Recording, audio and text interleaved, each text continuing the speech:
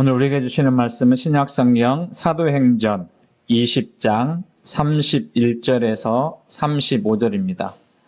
사도행전 20장 31절에서 35절까지 함께 읽겠습니다. 그러므로 여러분이 일깨어 내가 3년이나 밤낮 쉬지 않고 눈물로 각 사람을 훈계하던 것을 기억하라. 지금 내가 여러분을 주와 및 그 은혜의 말씀에 부탁하노니 그 말씀이 여러분을 능히 든든히 세우사 거룩하게 하심을 입은 모든 자 가운데 기업이 있게 하시리라. 내가 아무의 은이나 금이나 의복을 탐하지 아니하였고 여러분이 아는 바와 같이 이 손으로 나와 내 동행들이 쓰는 것을 충당하여 범사에 여러분에게 모본을 보여준 바와 같이 수고하여 약한 사람들을 돕고 또 주 예수께서 친히 말씀하신 바 주는 것이 받는 것보다 복이 있다 하심을 기억하여야 할지니라. 아멘. 우리 좌우 옆에 계신 분들과 같이 인사 나누겠습니다. 사랑합니다. 사랑합니다. 다시 한번 할까요? 서로 마주 보시면서 우리가 교회입니다. 우리가 교회입니다. 하나님의 은혜가 이곳에서 예배드리는 성도들과 또 영상으로 예배드리는 교우들에게 함께 하시기를 소망합니다. 오늘 찬양 한 장 우리가 오래전에 자주 불렀던 찬양인데요. 요즘 보니까 사람들이 힘들어하는 그런 경우가 있어요. 그래서 힘들고 어렵고 그럴 때 정말 하나님은 나를 사랑하시나 그런 생각이 들 때가 있지 않습니까?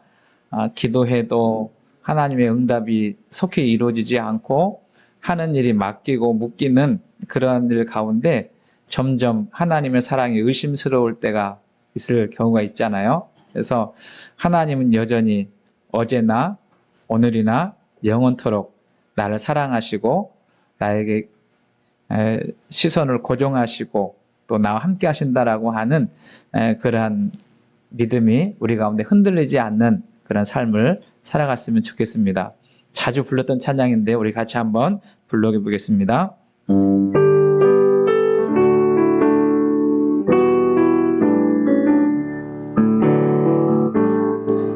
당신의 사랑받기 위해 태어난 사람, 당신의 삶 속에서 그 사랑 받고 있지요. 당신은 사랑받기 위해 태어난 사람, 당신의 삶 속에서 그 사랑 받고 있지요.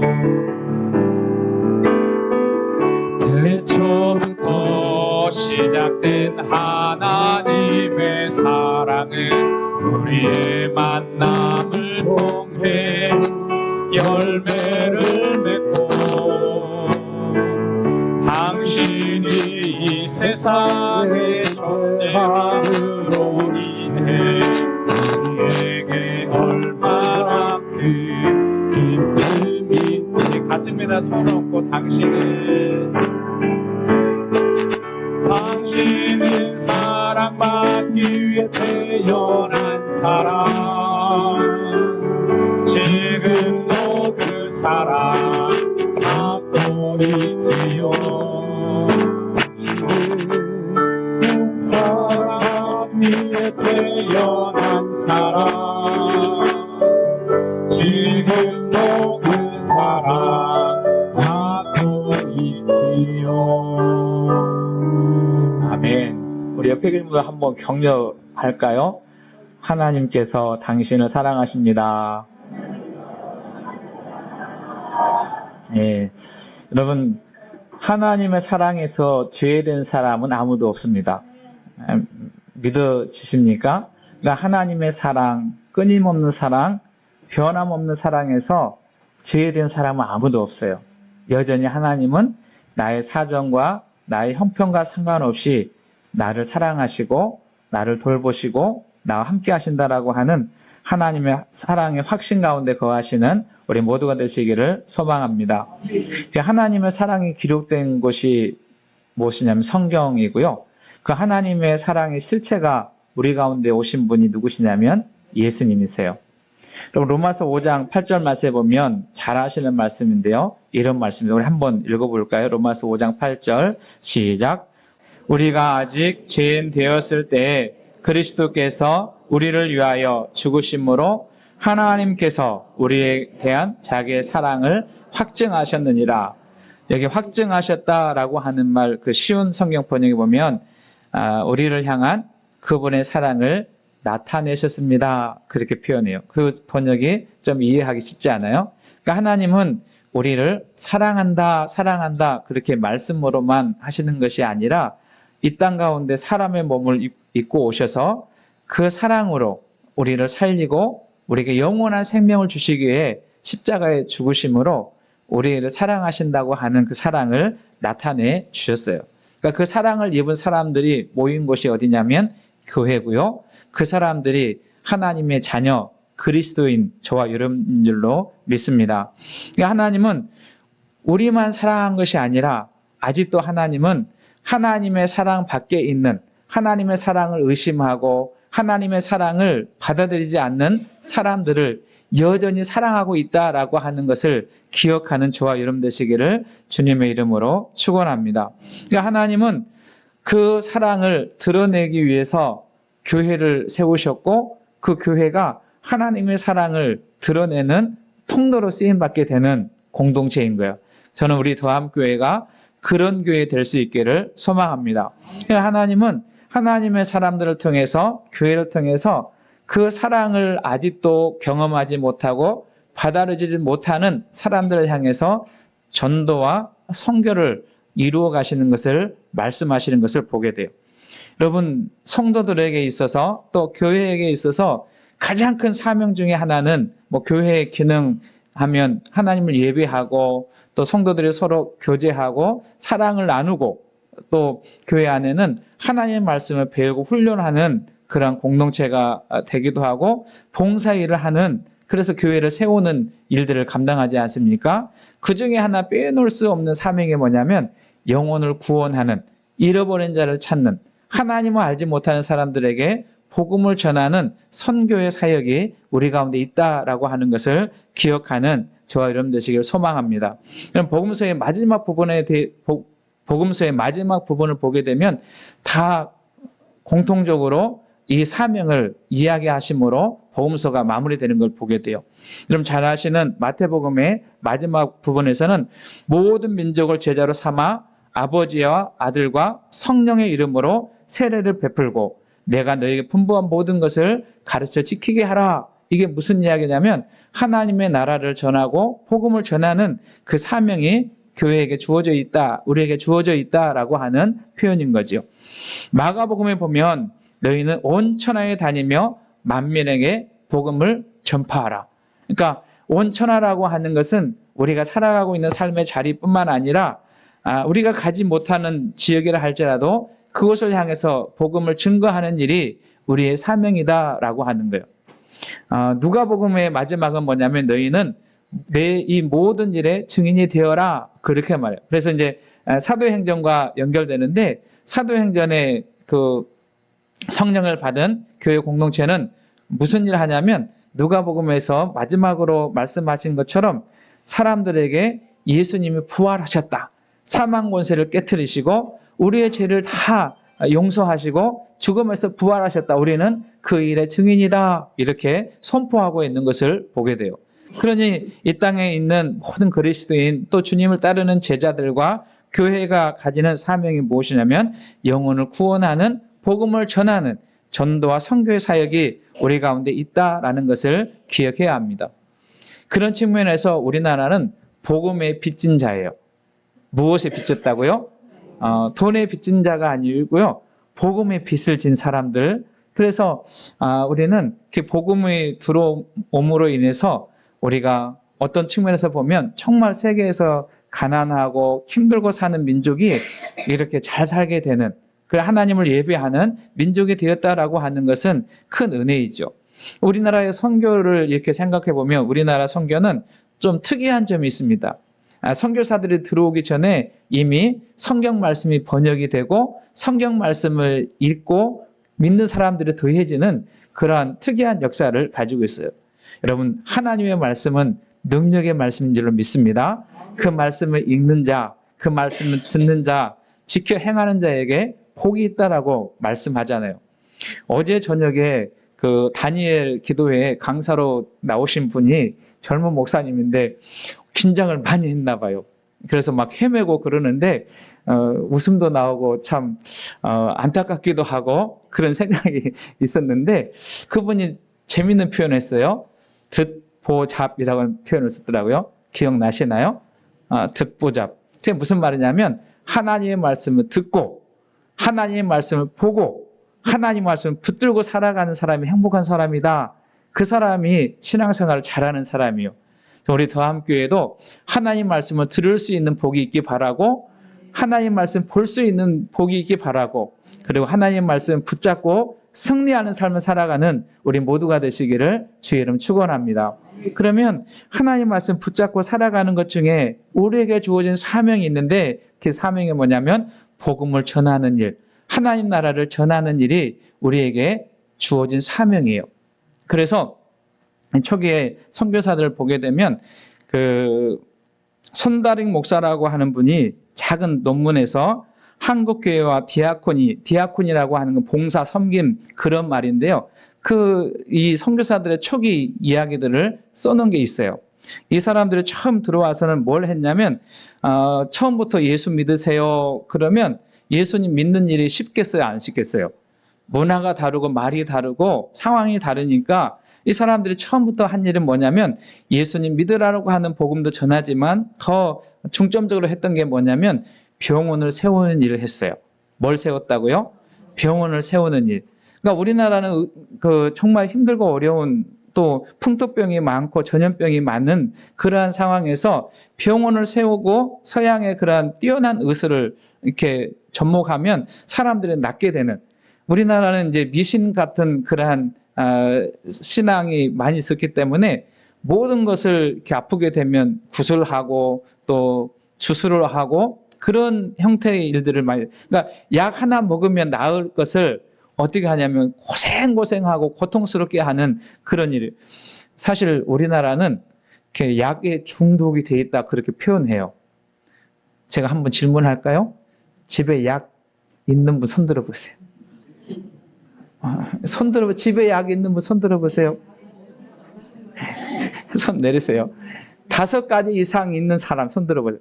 그렇죠. 5가지 있는 분도 많아요. 어떤 분은 한 주먹 약을 드세요. 그러니까 이게 약을 먹긴 먹어야 되는데 드시긴 드셔야 되는데 어떤 측면에 우리 과도하게 복용하는 그런 경우가 있어요.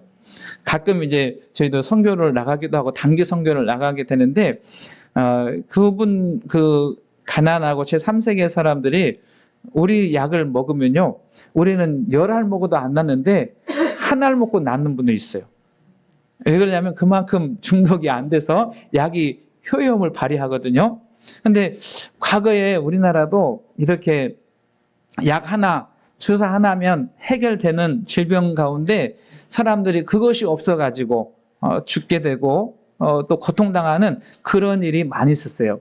그래서 선교사들이 와서 약을 주고 주사를 맞고 또 부러진데 꿰매어주고 치료해 주니까 병원들이 생겨나게 되고 또 우리나라는 문맹에 많이 글을 모르고 또 지혜가 부족한 그런 상황이 있어서 뭘 했냐면 학교를 많이 세웠어요. 그래서 1900년도에 되게 되면 제가 그 글을 보니까 우리 장로교에서는 105개의 학교를 세우고 감리교에서는 200개의 학교를 세우고 그러니까 거의 800개 이상의 학교들을 세워나고 그리고 여러분 잘 아시는 것처럼 뭐 경신학당이라든지 예배 배제학당이라든지 이화학당이라든지 이런 데는 특별히 또 여자분들 우리는 그 남자분들 존귀하게 여겼잖아요. 지금은 이제 여자분들이 힘이 세지고 남자분들은 별로 힘을 많이 쓰지 못하지만 과거에는 그러지 않았어요. 그래서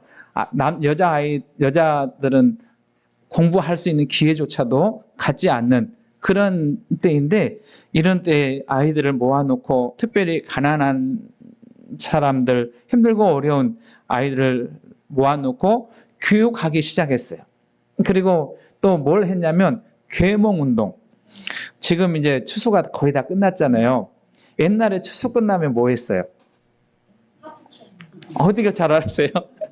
옛날에 이게 힘들게 어렵게 농사를 다 지어놔가지고 추수한 다음에 뭐 했냐면 노름하고 화투 치고 술 먹고, 그러니까 절제가 안 되고 사회가 힘들고 어려운 그러한 일들이 있게 되니까 금주 운동하고 금연 운동하고 사회 계명 운동하면서 사람들이 의식 구조를 바꾸는 일을 이 선교사들이 했던 거예요. 그런 측면에서 우리가 대단히 선교사들에 대한 그러한 빛을 진 그런 나라가 우리나라예요. 뭐 평가는 다르게 할 수 있지만 이런 일로 인해서 힘들고 어려웠던 사회가 이렇게 교육이 되어지고 변화가 일어나고 사람들이 잘 살아보자고 하는 그런 운동과 함께 변화됐던 것이 지금 어떤 측면에서 우리가 살아가고 있는 이러한 상황이 되지 않았나 하는 생각을 해봅니다. 그런 측면에서 선교사들이 우리에게 이렇게 와서 이제 하면서 복음을 전하니까 마음이 열리고 예수님을 믿는 사람들이 많아지게 되는 그런 일이 있게 되는 거예요. 여러분, 그 연세대학교에서 운영하는 병원을 어디라고 그래요? 세브란스라고 하잖아요. 이 세브란스는 사람 이름인데요. 제가 이 글을 잠깐 이렇게 보니까 이 세브란스는 석유 사업을 통해서 부자가 됐어요. 그래서 이 사람이 한 일 중에 뭐냐면 자선과 선교 사역에 그렇게 힘을 쓰는 그런 일들을 하고 1900년대 뉴욕에서 에큐메니컬 선교대회, 그리고 10년도에 에든버러 선교대회에서 그 귀한 역할을 감당하는 지도자의 역할을 감당했습니다. 그런데요, 1900년도 4월 30일에 뉴욕 카네기 홀에서 선교대회가 열렸는데 그 선교대회 중에 의료본과에 대한 보고가 있었어요. 그때 우리나라에 선교사로 왔던 올리버 에이비슨이라고 하는 선교사가 강연을 하게 되었는데, 무슨 강연을 했냐면 이분이 1893년부터 한국에 들어와서 의료 선교를 하게 되는데, 그때 의료 상황이 정말 열악했기 때문에 그때는 이제 구체적으로 이렇게 병원들이 세워지지 않는, 특별히 그 서양에 제대로 갖추어진 병원들이 세워져 있지 않기 때문에 열악한 상황에 대한 이야기를 하면서 연세대학교에 그 병원을 설립하고자 하는 그러한 이야기를 한 거예요. 그분의 이야기를 이렇게 잠깐 언급해 보면, 한국의 병원들은 건물, 장비, 사람, 소득에서 부족한 점이 많습니다. 각 선교단체가 제대로 병원 일을 하려고 하면 많은 자금이 들기 때문에 어렵습니다. 그래서 이 일을 위해서 여러분들이 후원을 해 주셔야 합니다. 그렇게 이야기했어요. 그런데요, 여러 사람들이 들었지 않겠어요? 그 이야기를 누가 들었냐면 세브란스가 듣고, 이 사람이 1900년도에 2만 5천 불이라고 하는 그러한 큰 자금을 한국에 보내서 그것이 이제 근대화 병원의 1호가 되는 세브란스 병원을 지었어요. 그런데 놀라운 것은 지금도 이 단체에서는 이 세브란스 병원에 후원을 하고 있다라고 하는 그런 보고서가 있는 것을 제가 보았습니다. 자, 이 글을 이렇게 읽으면서 이런 생각했어요. 어떤 사람은 그냥 듣고 지나가는 이야기지만 어떤 사람에게는 이것이 하나님의 사랑을 나누는, 그리스도의 사랑을 실천하는 나눔의 도구가 되었다라고 하는 그 일이 하나님의 역사를 이루게 되고 기념비적인 결과를 가져오게 되었다라고 하는 것을 생각하게 됐어요. 저는 우리에게도 하나님의 세미한 음성이 들리는 은혜가 있기를 소망합니다. 이제 말씀 속으로 들어가 볼까요? 오늘 본문 말씀이 기록된 사도행전 20장 17절에서 38절까지는 에베소 교회를 향한 바울 사도의 고별 설교예요. 그러니까 이 에베소 교회를 바울이 정말 사랑했고 이 교회를 3년 동안 거하면서 세우고 말씀을 전하고 그리고 하나님의 사랑으로 교회를 든든히 세운 바울 사도가 마지막 고별 설교를 한 내용이 오늘 우리가 읽은 본문이 들어있는 사도행전 20장 17절에서 38절입니다. 이 말씀을 이렇게 나누어 보면 한 4가지 정도 나눌 수 있는데요. 먼저 사도행전 20장 18절에서 21절까지는 바울 사도가 에베소에서 행했던 사역을 이렇게 돌아보는 그러한 기록을 하고 있습니다. 바울은 복음을 전하는 사명자로 유대인의 박해와 그리고 방해 속에서도 모든 힘을 다하여 예수 그리스도 복음을 증거했다, 그렇게 추억을 하고 있어요. 그리고 두 번째는 22절에서 24절까지 바울은 예루살렘에 가고자 하는 그런 마음을 가지고 있었어요. 무슨 이야기냐면 바울은 예루살렘에 가서 그 예루살렘에서 기다리고 있는 상황이 좋은 상황이 아닙니다. 거기에 올라가게 되면 박해를 당하게 될 것이고 고난을 당하게 될 것을 알고 있지만 그는 자신의 생명보다도 하나님의 복음을 전하는 일을 그는 앞에 두고 있는 것을 그 이야기를 하고 있습니다. 세 번째는 25절에서 31절까지인데요. 바울은 자신과 에베소 교회에 앞으로 되어질 일에 대해서 이야기해요. 이 이야기 무슨 이야기냐면 자신은 복음을 전하다가 순교당할 것이고, 그러니까 복음을 전하다가 당하게 되는 그런 고난도 알게 되고 박해도 알게 되고 죽음을 당할 것이다 라고 하는 것을 바울은 이미 직감을 하고 있었습니다. 그럼에도 불구하고 예루살렘에 올라가기를 그는 원했어요. 그리고 남겨진 에베소 교회에 이단이 들어와서 사람들을 미혹하게 하는 사람들 들어와서 신앙을 떠나게 되는 그러한 일들이 있게 될 텐데 여러분 정신을 차리고 깨어 있어야 합니다. 복음 위에 바로 서야 합니다. 이런 그런 간절한 마음을 가지고 이 편지를 쓰면서 저들이 신앙 가운데 설 것을 이렇게 격려해요. 그래서 에베소 교회는 이 니골라당의 그러한 이단 사상을 물리치게 되는 그러한 일이 있게 되었습니다. 그리고 이제 오늘 우리가 함께 읽은 본문이 결론에 해당하는 말씀으로 기록되고 있습니다. 여기서 바울은 그 결론에서 무슨 이야기를 하냐면 주는 것이 받는 것보다 복이 있다 이렇게 말해요. 우리 한번 같이 읽어볼까요? 사도행전 20장 35절 말씀. 범사에 여러분에게 모본을 보여준 바와 같이 수고하여 약한 사람들을 돕고 또 주 예수께서 친히 말씀하신 바 주는 것이 받는 것보다 복이 있다 하심을 기억하여야 할지니라. 그래서 오늘 설교 제목을 여기에 있는 말씀 가지고 주는 것이 받는 것보다 복이 있다라고 하는 말씀으로 설교 제목을 삼았습니다. 사실 사도 바울은 예수님이 살아계셨을 때 예수님을 직접적으로 만나지는 않았어요.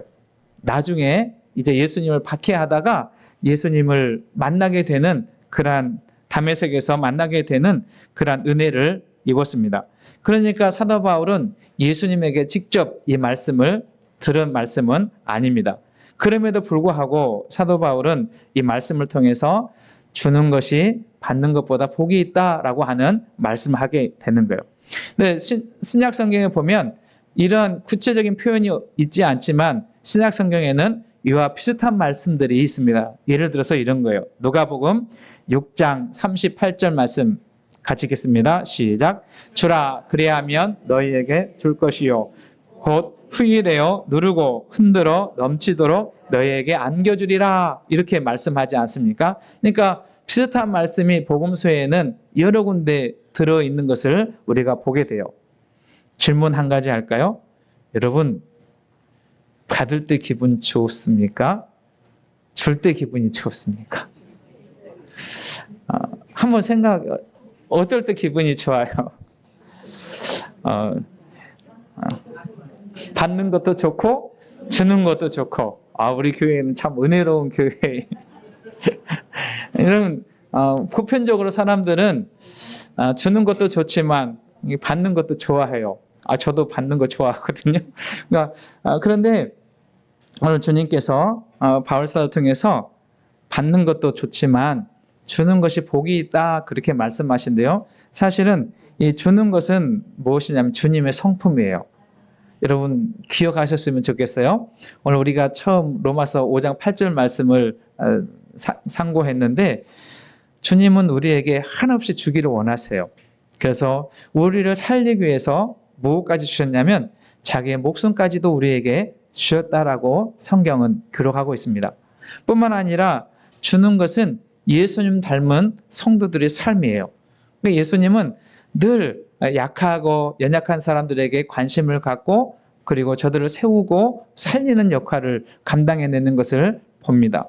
저는 우리 더함교회도 예수님을 닮은 교회, 예수님을 닮은 성도들 될 수 있기를 주의 이름으로 축원합니다.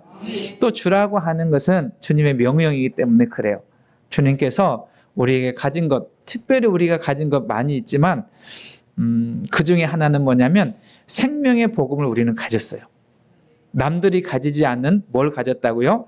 생명의 복음을 가졌는데 그 생명의 복음을 나누고 전하는 일이 우리들에게는 반드시 필요한 일입니다. 그래서 저는 우리 더함교회가 생명의 복음을 전하는 교회 될 수 있기를 소망합니다. 말씀을 정리합니다. 지난 2일 다니엘 기도회 강사로 나온 그 호용암 목사님이라고 하는 분이 있어요. 옥수 중앙교회인가? 그 교회 목사님이 이런 표현을 했어요. 교회가 교회다워지는 방법 두 가지. 그러니까 교회가 교회되어지는 방법 두 가지를 이야기했는데요. 하나는 뭐냐면 하나님을 사랑하는 것. 우리가 하나님을 사랑하면서 하나님을 예배하지 않습니까? 두 번째는 이웃을 사랑하는 것. 이 두 가지예요. 하나님의 사랑은 예배라고 표현했고 이웃 사랑은 섬김과 돌봄과 나눔이라고 표현했어요. 우리 성도님들 기억하실지 모르겠는데요. 제가 이 표현을 이렇게 표현했어요. 하나님께는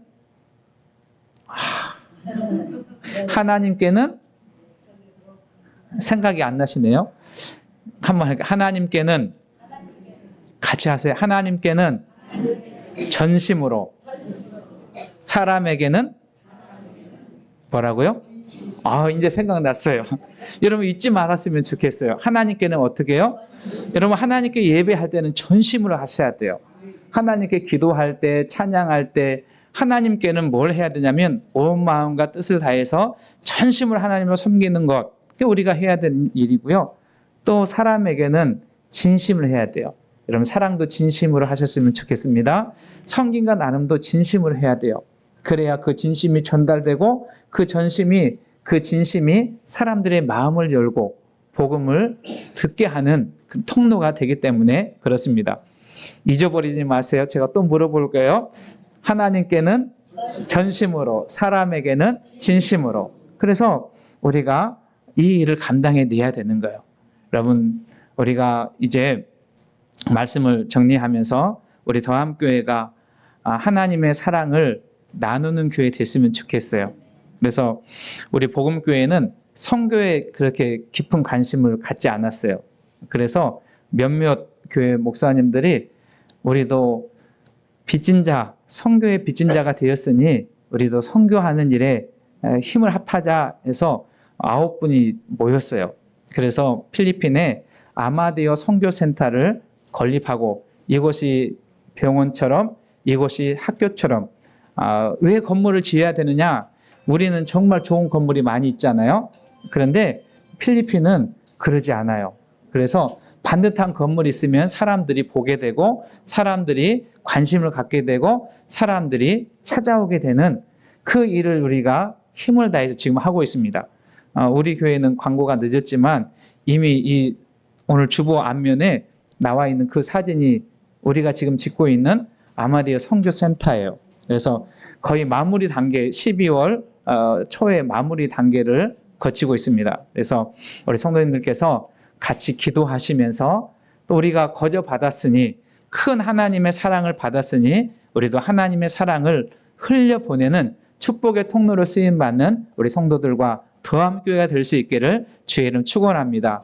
주님이 가장 기뻐하시는 일, 영혼을 구원하고 살리는 일에 우리가 전심으로 마음을 다해서 힘을 다해서 사역을 감당해내므로 하나님께 영광을 올려드리고 하나님 나라가 확장되는 일에 쓰임받는 우리 한 사람 한 사람 더함교회 될 수 있기를 주님의 이름으로 축원합니다.